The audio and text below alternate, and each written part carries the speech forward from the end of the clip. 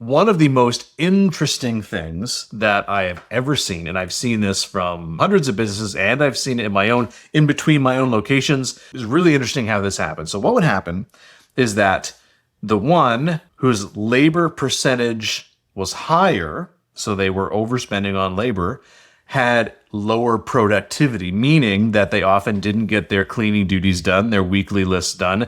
They were often short on prep, and they were often more stressed. Why is that? They had more hours, had more people, they had lower sales in comparison to my other locations, but they were more stressed out and things got done less. How is that possible?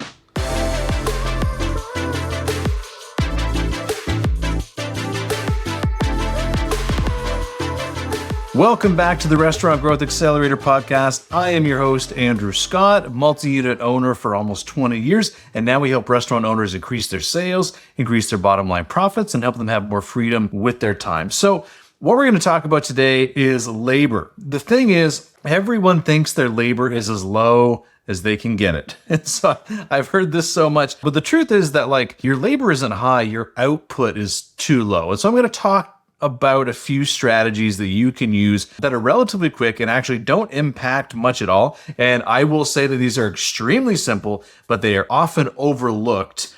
And so I want to make sure we dive into them. So the first thing I'm going to address is number one, everyone thinks their labor is as low as they can get it, but I will tell you that if your labor is above 30%, in a full serve or in a quick serve, you're looking more like 25%. And I'm talking non-management labor here. There are cuts that can be made.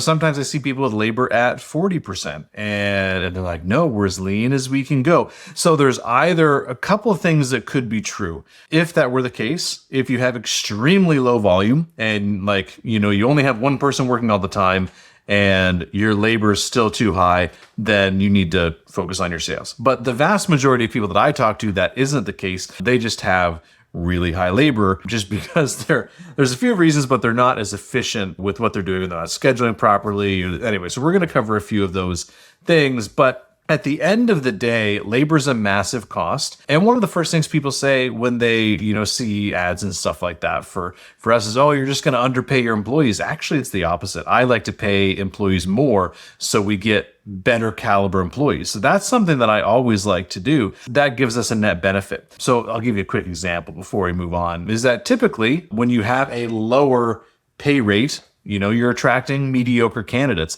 And at the end of the day, if you actually paid a little bit more and got the top tier people, because again, there's the people that they're looking for where to go. The best candidate's going to go for the best paying job, right? So that's kind of just a prerequisite. But I will say that oftentimes your best performers, they don't just do what your mediocre employees do. They're usually twice as productive. So I'll give you an example. You guys have probably had people in your business before that worked twice as hard as everyone else, right? And you're like, man, I should pay them a little bit more. And they were few and far between. The question I have is what if all of them were like that? So I did this in my business and I actually paid, I think it was $1 or $2 more per hour. That's what it was when this all started. I think it was 2016, 2017 when we did this. And I added $1 or $2 to everybody's wage. And then I hired people with that new wage and I was above all of my competition. So I got the best candidates and I brought them all in. And bam, they outperformed all of my existing employees. So we switched over. And so the other people who didn't cut it at that increased wage, they left. And I had a great team who lowered labor beyond expectations. Previously, our labor was, I think, 25% non-management. We got it down to 18%. And again, this is a quick serve environment. So, it's different for full serve, but the concept still applies. Is that when you hire great people, they are way more productive, and your best players don't want to work and pick up the slack for B players. So that's the reality of the pricing of labor side of things. So you want to make sure you're paying adequately. But let's just say, for example, you've already done that. Here's a few quick tips on how you can actually bring your labor and your output in line. So the first thing I always say is staggered start times. Now, this may be simple to you. Some of you guys, this may be the first time you're hearing it. So what I mean by that is let's say you open at 11, you shouldn't start 5 people at 11 o'clock. You should start them based on volume. So, you need to get someone in there to open. Okay. And then maybe you add a second person once you open, but then it really doesn't get busy until, let's say, 12 for lunch. So then you start another person at 12:45 and another one at noon. So like all of those things don't make a whole lot of difference to your actual operation, but all of a sudden you're talking about saving 5 or 6 hours just between that example, right? If you do that on the end times too, because at the end, once your rush ends, like for our lunch period anyway, we had a massive drop off at like 1:30. And so we needed some time to clean up, but the first person ended at 2, and then the next person was 2:30, and the next person was 3, same thing for dinner service. So we had staggered start and end times. And so the first person to show up was usually the first person to leave. And so those are just kind of how we handled everything.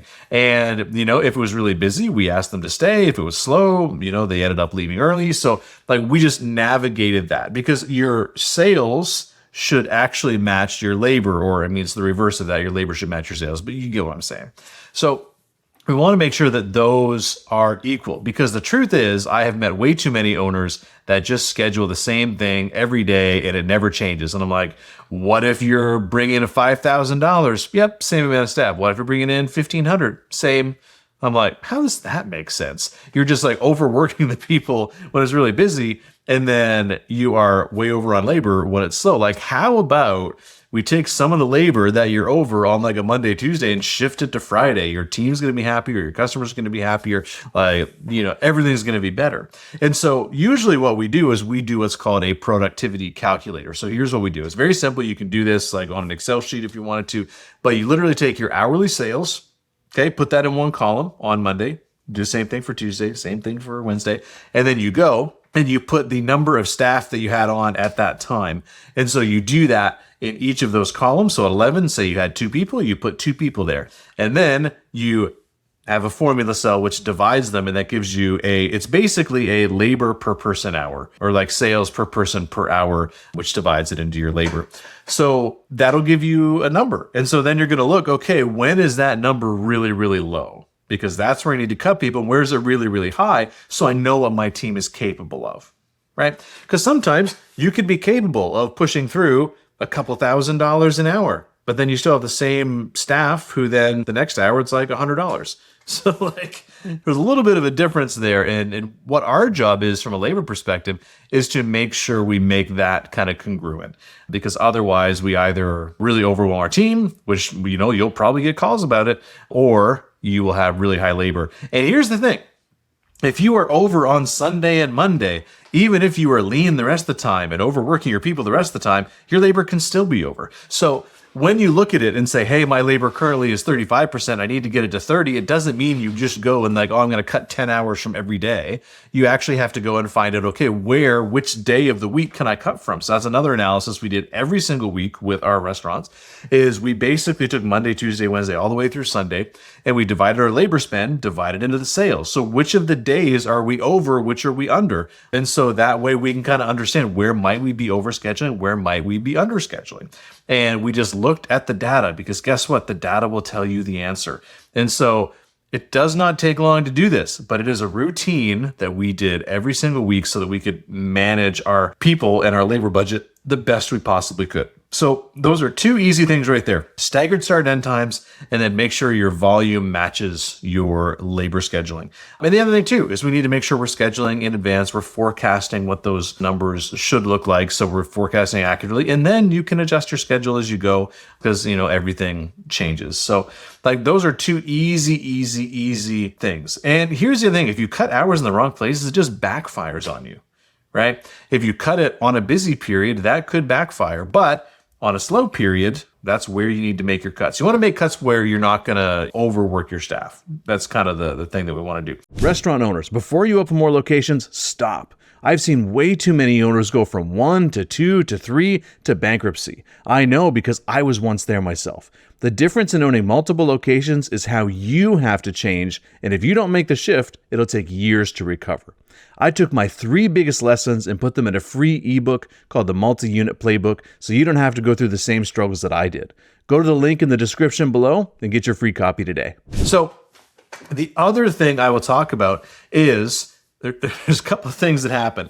One of the most interesting things that I have ever seen, and I've seen this from hundreds of businesses, and I've seen it in between my own locations, like these two different locations, like one of my East End locations and my West End locations. Like, it's really interesting how this happens. So what would happen is that the one whose labor percentage was higher, so they were overspending on labor, had lower productivity, meaning that they often didn't get their cleaning duties done, their weekly lists done. They were often short on prep, and they were often more stressed. Why is that? They had more hours, had more people, they had lower sales in comparison to my other locations, but they were more stressed out and things got done less. How is that possible? I will tell you how. If you're listening through audio, I am moving my hand as if someone's talking. Because here's the thing. If there is not enough volume per the amount of people scheduled, everyone slows down. So it's kind of like that person that's running a marathon and then, they're almost to the finish line and then they see it. And so they just kind of slow down and do like they're going to like leisurely cross the finish line in celebration and get first place. Meanwhile, someone was right behind them and they just book it past them. So, people slow down when there's not enough work. Here's what people do psychologically, and there is a term for it, and I can't remember it off the top of my head, but there's a psychological effect where we try and make the amount of work that we have, we make it fit the time we have. So for example, if you have a project that's going to take 2 hours, but you have 4 days to do it, you are going to procrastinate or you're going to make it last so that you will get it done by the fourth day when you could have gotten it done day one, but you're going to actually elongate it. And most people procrastinate and end up finishing it late or not at all. It's just the way humans are. We match the time that we have to the workload that we have. And if there's a shorter timeline, we work differently to complete it within that timeline. That makes sense? So the same thing happens with your team. The same thing happens because if there's not enough work and there's too many people, everyone works slower, they chat more, they're less productive. The need for them to go and give 110% effort, that's not there. So they're all giving 60%. You might have extra people on, but here's what I used to say is that usually 2 people properly staffed are more productive than 3 people. Because that third one, if they don't have enough work for a third person, they just talk and distract the other 2 so everybody works less, they get less done. Here's another example. I use this one with my clients all the time. Let's say you are doing some prep and you're prepping tomatoes. And so, I say, hey, Billy, I need you to do these, 3 cambros of tomatoes. Like, it's been pretty slow. So if you can just finish this up by the end of your shift, that would be great. No worries. Like, it's been pretty slow. Just make sure you get that done. Is that cool?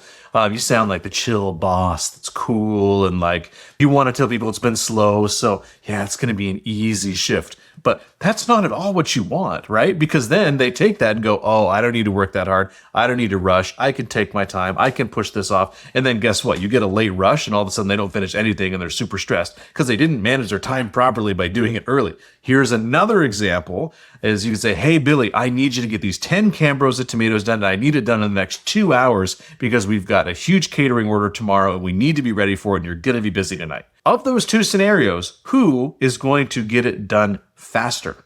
You guessed it, the one where you gave a shorter timeline and more to do.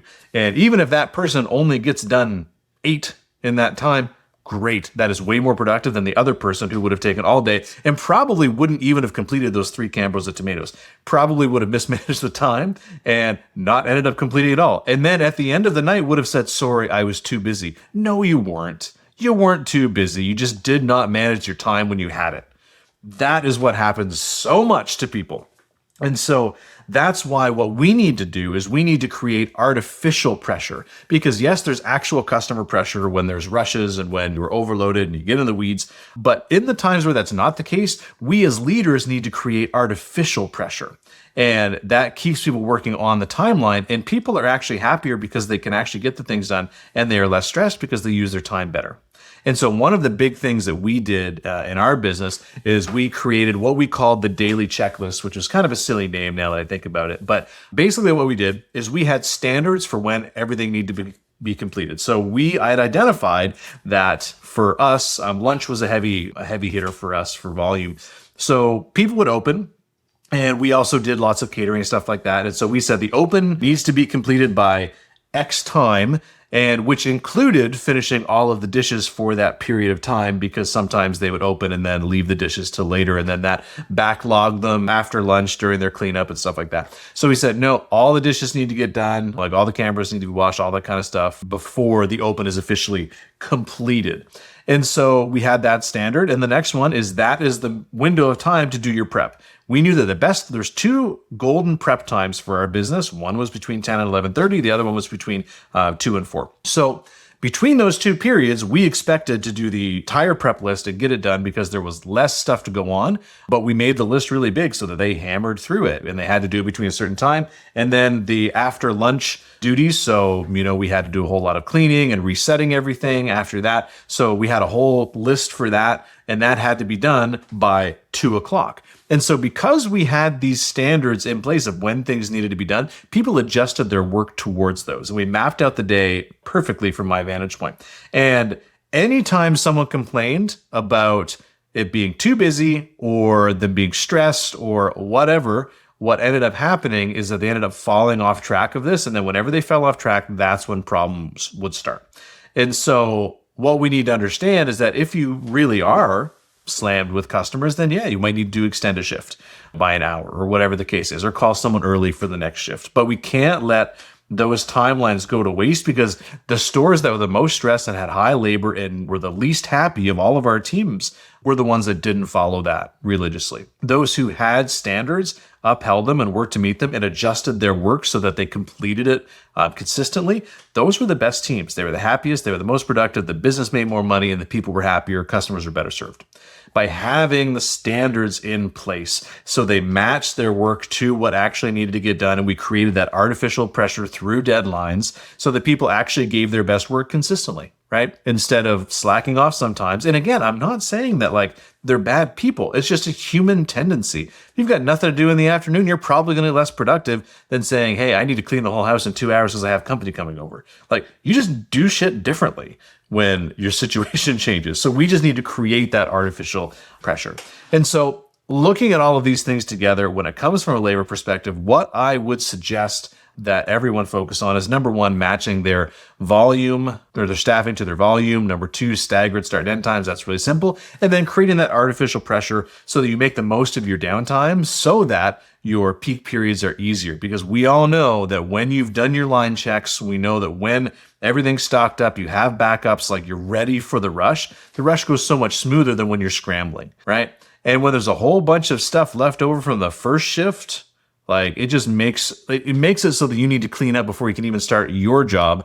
And that just makes everyone angry, because then the day shift hates the night shift and the night shift hits the day shift. And anyway, front of house and back of house are not getting along. There's all of that stuff together. So it's by creating clarity and adjusting the artificial pressure and overall scheduling to match. That's how we create a much better, well-oiled machine that also has a labor budget that is great.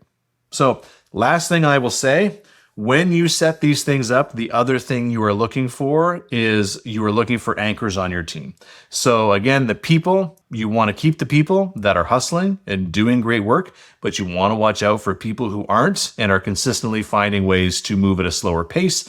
If you find those people and unfortunately let them go, because there's probably a place for them, it just might not be for you or in your place of business. Maybe they should, there's plenty of places where there's jobs where you can sit and not be as active, and that might be great for them. But we need people that are fast movers, and they what we used to call is like they used to move with a sense of urgency. And so if you find people that don't fit that, you need to find ways to replace them, because otherwise other people will pick up the slack and that they will feel burnt out and stressed and angry because they get the same wage. And so make sure you staff with your A players instead of allowing your C players to stick around and actually destroy the culture and the efficiency of your entire team.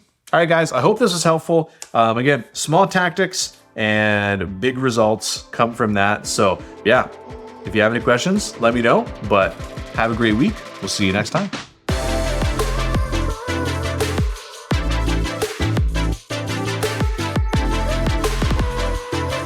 This episode is brought to you by Ownership Training, where we help restaurant owners increase their profits while spending more time with their family.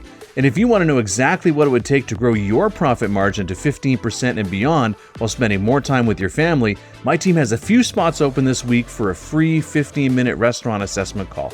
Just click the book a call link in the description and we'll show you the exact frameworks we're using to help our clients do this in as little as 6 to 8 weeks. Thanks for listening, and we'll see you on the next episode.